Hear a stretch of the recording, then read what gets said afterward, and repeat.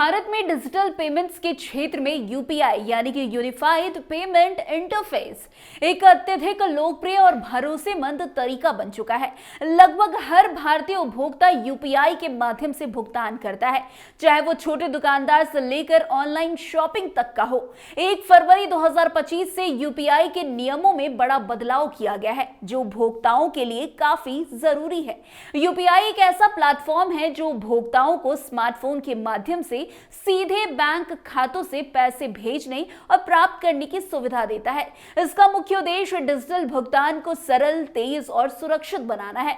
आपको बता दें, भारतीय रिजर्व बैंक यानी कि आरबीआई और national payment corporation of India यानी कि एनपीसीआई के प्रयासों से यूपीआई का विकास हुआ है और अब ये भारत में सबसे लोकप्रिय भुगतान विधि बन चुका है।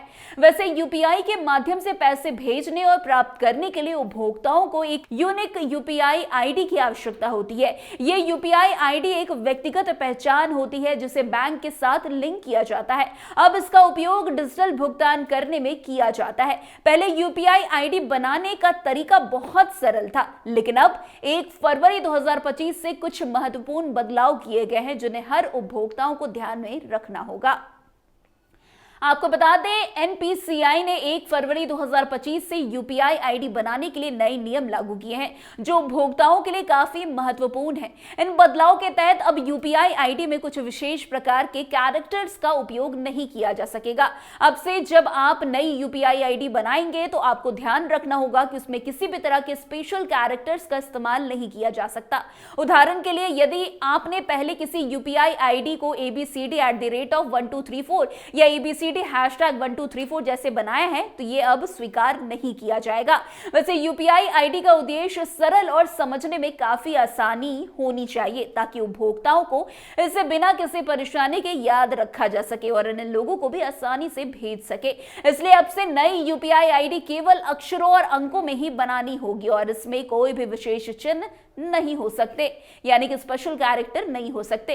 पहले की तुलना में अब यूपीआई आईडी और भी संयमित शब्दों का चयन करेगा।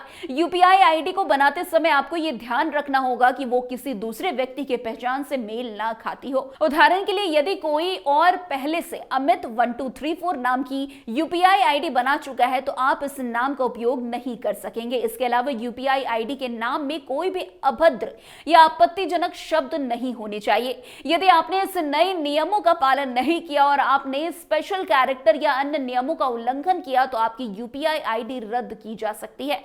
इससे आपको अपनी पहचान को फिर से अपडेट करने की आवश्यकता हो सकती है। यूपीआई आईडी का रद्द होना उपभोक्ताओं के लिए परेशानी का कारण बन सकता है, क्योंकि फिर से नई यूपीआई आईडी बनाने की प्रक्रिया दोबारा करना होगा। वैसे यूपीआई का सबसे बड़ा लाभ यह है कि यह बहुत तेज और सुरक्षित भुगतान का तरीका है, जिसके जरिए आप किसी भी समय किसी भी डिजिटल भुगतान कर सकते हैं और यह प्रक्रिया बेहद आसान और तेज होती है। इसके अलावा यूपीआई पेमेंट्स में कई सुरक्षा उपाय किए गए हैं, जैसे कि आप यूपीआई से पेमेंट करते हैं तो आपको एक ओटीपी यानी कि वन टाइम पासवर्ड के जरिए अपनी पहचान की पुष्टि करनी होती है। इससे धोखाधड़ी की संभावनाएं कम होती है। यूपीआई को आधार कार्ड से लिंक करके भी पेमेंट किया जा सकता है, जिससे भुगतान प्रक्रिया और भी सुरक्षित हो जाती है। यूपीआई के माध्यम से क्यूआर कोड स्कैन करके भी पैसे भेजे जा सकते हैं, जिससे गलतियों की संभावना कम हो जाती है। अब तक यूपीआई ने भारत में डिजिटल पेमेंट्स की दुनिया में एक नई क्रांति ला दी है और आने वाले समय में इसके विकास की उम्मीदें भी कई अधिक बढ़ जाएगी। वैसे 2025 और उसके बाद यूपीआई में और भी सुधार हो सकते हैं। वैसे 1 फरवरी यानी कि आज से यूपीआई के नियमों में जो बदलाव किए गए हैं वे उपभोक्ताओं के अनुभव को और भी सरल और सुरक्षित बनाने के उद्देश्य से है। यूपीआई आईडी बनाने में अब से आपको विशेष कैरेक्टर से बचना होगा और अपनी आईडी को नए मानकों के अनुसार अपडेट करना होगा। इन बदलाव का पालन करने से आप अपनी यूपीआई आईडी को सुचारू रूप से इस्तेमाल कर सकते हैं। यदि आप किसी ऐप के माध्यम से यूपीआई आईडी बना रहे हैं तो यह सुनिश्चित करें कि आप इन नए नियमों का पालन कर रहे हैं, ताकि आपकी आईडी रद्द ना हो और आप डिजिटल पेमेंट का लाभ उठा सके। तो फिलहाल आज की इस खबर में बस इतना ही। अन्य खबरों में हमारे साथ ऐसे आगे बने रहें और देखते रहे। तब तक के लिए कैपिटल टीवी बिहार। धन्यवाद।